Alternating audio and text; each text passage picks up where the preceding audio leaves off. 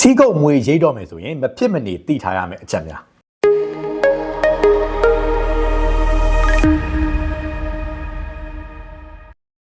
းအားလုံးပဲမင်္ဂလာပါကျွန်တော်ကတော့ Yuba Clinic ဘကို channel မှာကျမရဲ့ပူဇော်ရေးအမြဲတမ်းဖြတ်ပြပေးနေတဲ့ဒေါက်တာ Yuba ဖြစ်ပါတယ်ဒီဗီဒီယိုလေးမှာတော့ကျွန်တော်အဓိကဆွေးနွေးပေးသွားမယ့်အကြောင်းကတော့ဒီစီးကုတ်မွေမရိတ်ခင်မှာမဖြစ်မနေတိထားရမယ့်အချက်များပဲဖြစ်ပါတယ်ပေါ့နော်အဲ့တော့အမျိုးသားပဲဖြစ်ဖြစ်အမျိုးသမီးပဲဖြစ်ပေါ့နော်ကိုယ်စီးကုတ်မွေကိုရိတ်ပြီးဖြစ်စေမရိတ်ပြီးဖြစ်စေဒါသူ့ရဲ့ရှင်းပြောလို့ရှိရင်သူ့ရဲ့ choice ပဲပေါ့နော်သူ့ရဲ့ရွေးချယ်မှုပဲဖြစ်တယ်ဒါပေမဲ့စီးကုတ်မွေရိတ်တဲ့အခါမှာမဖြစ်မနေတိထားမယ့်အချက်တွေရှိပါတယ်ကျမရဲ့နဲ့ပတ်သက်ပြီးတော့ပေါ့နော်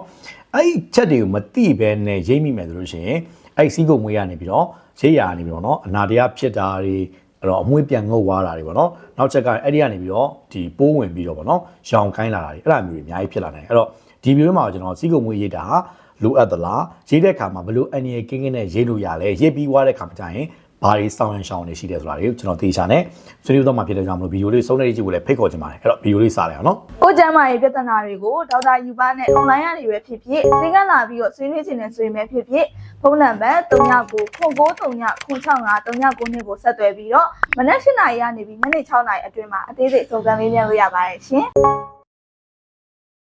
အဲ့တော့အရင်ဆုံးပြောချင်တာကတော့စီးကုတ်မွေးကျွန်တော်တို့ဘာလို့ရှိနေရလဲပေါ့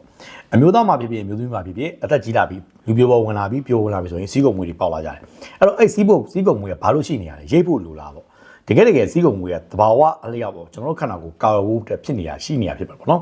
်အဓိကတော့ရှင်းပြလို့ရှိရင်အဲ့စီးကုတ်မွေးနေရဒီရှင်းပြလို့ပေါင်ကြားနေရတယ်ပေါ့နော်အဲ့နေရာတွေကျွန်တော်လမ်းလျှောက်ရင်ပွတ်တိုက်မှုတွေဖြစ်တယ်ပေါ့ပြီးတော့ဒီအမျိုးသမီးပဲဖြစ်ဖြစ်အမျိုးသားပဲဖြစ်ဖြစ်ပေါ့နော်လိန်ငါဆိုတာအမတန်နူးညံ့တဲ့စိတ်ပိုင်းဖြစ်တယ်ပေါ့အဲဒါကြောင့်မို့အဲ့ဒါကိုကာဝယ်ဖို့အနေနဲ့ဒီစီးကုတ်မွေးကပွတ်တိုက်မှုတွေကာဝယ်ဖို့နေနဲ့တဘာဝတရားကဖန်တီးပေးတာဖြစ်ပါတယ်နောက်တစ်ခုကတော့ဒီစီးကုတ်မွေးတွေရှိပြီဆိုလို့ရှိရင်အပူချိန်ကိုထိန်းကြီးပေးတယ်ပြင်ပကဖုံမုတ်တွေဘက်တီးရီးယားတွေကိုအဲ့ဒီလိန်ငါတွေဓာတ်ရိုက်မချွတ်တောင်လို့အများကြီးကောက်ွယ်ပေးထားတယ်ပေါ့တကယ်လို့စီးကုတ်မွေးတွေရေးလိုက်ပြီဆိုလို့ရှိရင်တော့အဲ့အပူချိန်ထိန်းကြီးတာတွေ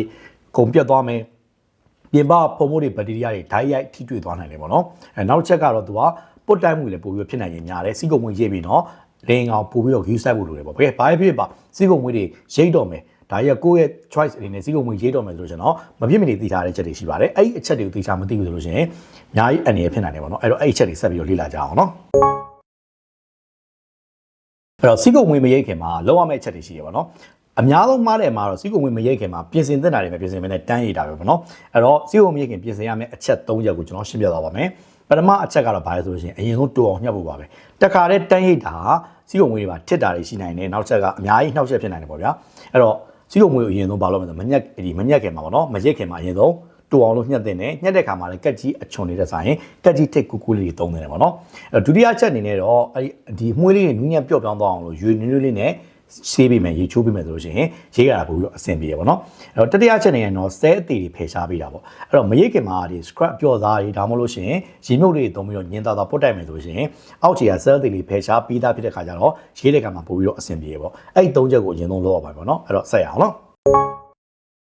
်အဲ့တော့စီးကုတ်မွေးရေးလို့ရှိရင်ဘယ်လိုပစ္စည်းတွေသုံးအောင်လဲပေါ့နော်အဲ့တော့မသုံးသင့်နိုင်ဆုံးစပြောပါနော်တစ်ခါသုံးဓာတ်ဟောင်းတွေတန်ကြီးတက်ပြီးတော့တုံးနေတဲ့ဓာတ်တွေပေါ့နော်အဲ့လိုတင်တုံးဓာတ်တွေလုံးဝမသုံးသင့်ဘူးဓာတ်တော့3ခု4ခုပါတယ်ပေါ့နော်ရေဇာအစ်ဒါမှမဟုတ်ရတန့်ရှင်းတဲ့ရေဇာကိုသုံးသင့်တယ်ပေါ့နော်နောက်ပြီးတော့ shaving gel တွေတော့ cream တွေပေါ့နော်အဲ့လိုရေချိုးဆက်ပြာအမာခဲတွေလုံးဝမသုံးသင့်ဘူးပေါ့နော်ဆက်ပြာတွေကအရေပြားကို6သွေးသေးတယ်အကြောင်းမလို့အဲ့ဒီကောင်တွေကဒီချိတ်တဲ့အခါမှာအများကြီးနှောက်ချက်ဖြစ်တယ်ပို့ပြီးတော့အရေပြားထိခိုက်မှုပို့ပြီးများတယ်ပေါ့နော်ဒါကြောင့်မလို့အဆိုတက်ထိန်းပေးတဲ့ shaving gel တွေ cream တွေဒါမှမဟုတ်ရှင် baby oil တွေအဲ့လိုမျိုးလေးကိုဂျားရဲ့တစ်ထပ်ခံပြီးလို့ရှင်เนาะပို့ပြီးတော့ဒီရိတ်တဲ့အခါမှာထိခိုက်တဲ့အများကြီးကောက်ဝယ်ပေးနိုင်မှာဖြစ်ပါတယ်ပေါ့နော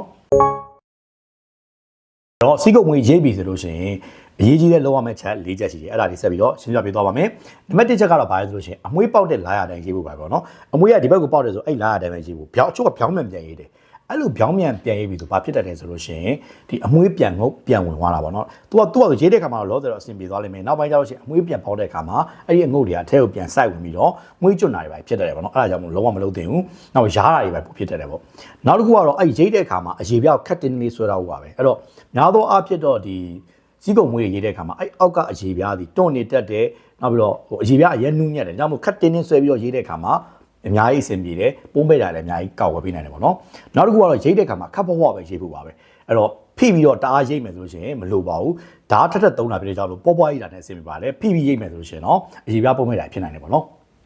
နောက်တစ်ခုကတော့ဓာတ်ကိုမကြာခဏဆေးချဖို့ပါပဲတစ်ခါရိတ်ပြီးလို့ရှိရင်တစ်ခါဓာတ်ကိုရေနဲ့ပြန်ဆေးချဘာကြောင့်လဲဆိုတော့အမွှေးတွေအထဲမှာအများကြီးကြံနေတဲ့ခါကြလို့ရှိရင်နောက်တစ်ခါရေးတဲ့ခါမှာထင်းကုန်တွေဖြစ်သွားနိုင်တယ်ပေါ့နော်အခုကျွန်တော်ပြောတဲ့၄ချက်ကိုရေးတဲ့ခါမှာလိုက်နာဖို့လိုအပ်ပါတယ်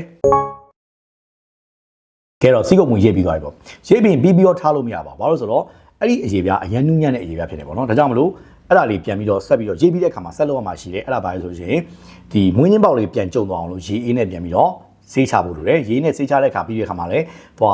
တပတ်တွေနဲ့ပုတ်တိုက်တာတွေမလုပ်သင့်ဘူးစိတ်ကဖောက်ဖွားလေးပုတ်ဖောက်ဖွားလေးတို့တာလေးပဲလုပ်သင့်တယ်ပေါ့နော်နောက်တစ်ခုကတော့အမွှေးနှံ့တာမပါတယ်ပေါ့နော်အစတိုထိန်းတဲ့ cream ဒါမှမဟုတ်ရှင်စားသောင်းလက်ပတ်ဂျယ်တွေကိုလိမ့်မိဖို့လိုတယ်နောက်တစ်ခုအဲ့ဒါတွေကหนีရဲတာတွေရားရံတာတွေအများကြီးတက်တာသေးတယ်ပေါ့နော်နောက်တစ်ခုကတော့ခြောင်ကြည့်တဲ့ဝက်စားတွေဝတ်ဖို့ပေါ့နော်အဲ့တော့အတွင်းငံမောင်းတွေဝတ်တဲ့အခါမှာကြလို့ရှိရင်ခြောင်ကြည့်တဲ့ခြီတဲ့ဝက်စားတွေကပိုကောင်းတယ်တင်းကျပ်တဲ့ဝက်စားတွေဝတ်တယ်ဆိုရှင်ရားရံတာတွေပို့ပြီးတော့စိုးစေတယ်ပေါ့နော်နောက်တစ်ခုကတော့ရှောင်းမှုပေါ့နော်အဲ့တော့ဘာလို့လဲဆိုတော့ဒီ JPP ချင်းမှာရေပူစိန်တာတွေချွတ်တော်များတွေလေ့ကျင့်ခန်းလုပ်တာတွေ chemical ပါတဲ့စက်ပြအပြင်းစားတွေသုံးတာတွေကိုလည်းဒီ24နိုင်နဲ့48နိုင်အတွင်းရှောင်ရှားဖို့လိုပါတယ်ပေါ့နော်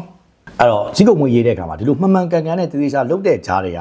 မွေးကျွတ်နာတွေပါဖြစ်ပြီဆိုလို့ရှိရင်ပေါ့နော်ပြည်တွေတက်လာတဲ့ခါကျရင်ကိုယ့်သဘောနဲ့ကိုယ်လုံးဝညှစ်တာတွေပါလုံးဝမလုပ်စေချင်ပါဘူးအဲ့လိုဖြစ်လာတဲ့ခါကျလို့ရှိရင်နေတရားဆရာဝန်နဲ့တန်ပြီးတော့လိုအပ်တဲ့ပရိသီဝါစီတွေတောက်ပြီးတော့ကုသဖို့လိုအပ်ပါတယ်အဲ့လိုမျိုးကုသမယ်ဆိုလို့ရှိရင်လည်းပြန်ပြီးတော့ပျောက်ကင်းနိုင်တယ်ပေါ့နော်အဲ့လိုပြောရင်းနဲ့ပဲ beauty ဒီကုန်းချိုးလိုက်ပါတယ်ဒီဗီဒီယိုကြည့်ခဲ့လို့ပေါ့နော်စီးကုံမွေရေးဖို့အတွက်စဉ်းစားနေလို့ပါခဲ့လို့ရှိရင်စီးကုံမွေကိုဘယ်လိုအန်ရယ်ကင်းကင်းနဲ့ရေးရမယ်ဆိုတာတွေရဲ့စီးကုံမွေမရိတ်ခင်နဲ့ရေးပြီးမှဘယ်လိုစောက်ရှောက်ရမယ်ဆိုတာတွေကောင်းကောင်းမသိသွားကြမယ်လို့ပြောနေပါတယ်ဒီဗီဒီယိုလေးအားလုံးအတွက်အကျိုးဆောင်ကြရှိရဆိုရှင် comment မှာ yes ဆိုမှန်းခဲ့ပေးပါဦး